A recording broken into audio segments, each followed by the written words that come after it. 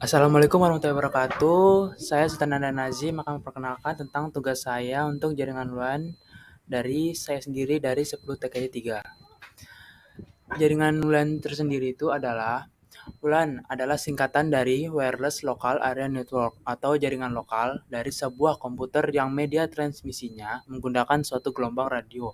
Dengan kata lain, apabila ingin menghubungkan ke beberapa perangkat atau internet, sudah dapat menggunakan sinyal secara wireless atau nirkabel.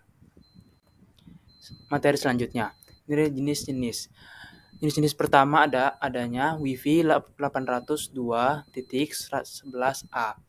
Peralatan 802.11a telah tersedia selama beberapa waktu. Vendor peralatan WLAN kelas perusahaan dengan opsi keamanan dan manajemen yang lebih canggih.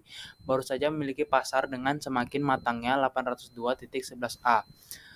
Wi-Fi 802.11b. 802.11b beroperasi pada 2,4 GHz dengan tingkat transmisi maksimum 11 M per bit.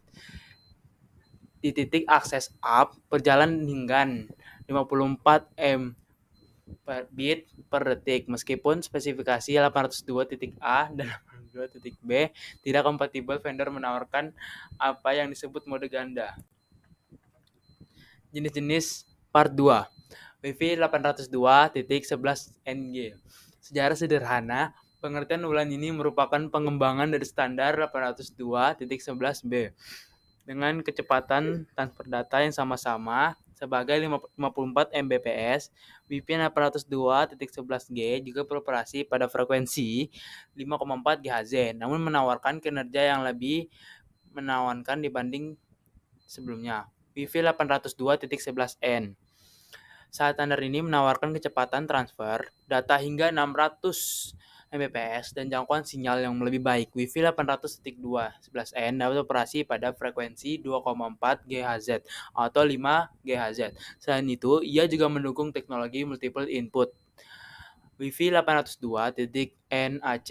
Jenis WLAN terakhir adalah Wi-Fi 802.NAC. Ini ada pada 8 tahun 2013 dan merupakan pengembangan dari 802.11n.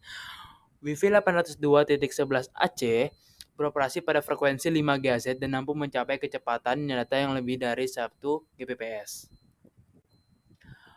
Untuk komponen-komponen dari perangkat WLAN itu sendiri adanya perangkat komputer atau smartphone yang akan kalian gunakan sebagai alat penghubung dengan sinyal wireless atau mengakses internet. Antena. Antena yang sendiri akan berguna sebagai penyebar sinyal dan juga mempengaruhi radius dari jangkauan perangkat kalian terhadap sinyal tersebut. Access point. Perangkat satu ini memiliki fungsi untuk mengubah sinyal analog yang ada pada sinyal digital. Sinyal digital tersebut nantinya akan disebarkan menggunakan perangkat antena yang sebelumnya. WLAN interface. Kalau perangkat WLAN interface akan berfungsi untuk menangkap sinyal yang telah dipasangkan pada gadget kalian seperti smartphone. Analisis. Untuk kelebihan yang pertama adanya adalah mobilitas yang lebih tinggi. Teknologi nirkabel akan memberikan mobilitas yang lebih tinggi dibandingkan dengan berbagai teknologi yang ada yang masih memerlukan kabel. Kedua, pemasangan yang mudah serta murah. Teknologi ini juga bisa kalian gunakan sebagai alternatif untuk menghubungkan antara perangkat komputer kalian dengan beberapa device-device yang ada ataupun gadget yang kalian miliki seperti smartphone. Kedua, untuk kekurangan tersendiri itu ada dua, yaitu adalah keamanan data yang kurang.